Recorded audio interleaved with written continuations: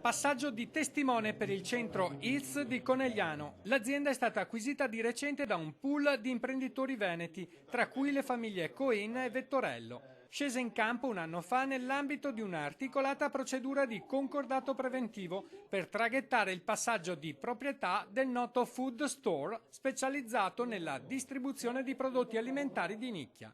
Il passaggio di testimone ha garantito non solo la continuità dell'attività, ma anche la salvaguardia di 85 posti di lavoro. Abbiamo mantenuto le posizioni, quindi 85 o qualcuno di più posti che sono rimasti e a cui noi vogliamo dare ovviamente un futuro, e se c'è sviluppo anche le persone che sono all'interno potranno evolvere.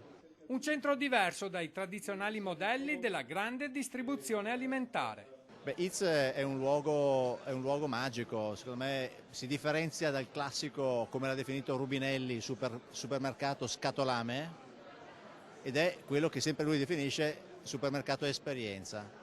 Qui il cliente entra in un luogo che dovrebbe fargli dimenticare un po' la fretta. Qui il cliente, a parte trovare tutte le eccellenze che, come potete aver visto, dalla frutta ai formaggi, ai salumi, alla carne, il grande banco del pesce, panetteria, gastronomia fatta da noi, fatta con la cucina. E insegnate anche a cucinare?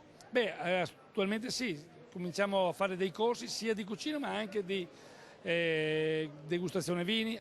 Ieri sera nel centro ITS c'erano tutti, dai ristoratori ai produttori di vino, alla presentazione della guida Magnar Ben Best Gourmet, 600 pagine in grado di segnalare le eccellenze in uno dei territori più coinvolgenti al mondo in fatto di enogastronomia e ristorazione. Il Veneto non solo terra da vino, ma attore principale in questo angolo di paradiso. Una bella raccolta che valorizza la nostra agricoltura e la produzione tipica. Sono 350 prodotti tipici, prodotti da 160.000 magnifiche aziende agricole che fatturano circa 6 miliardi di euro. Questo è l'agroalimentare del Veneto.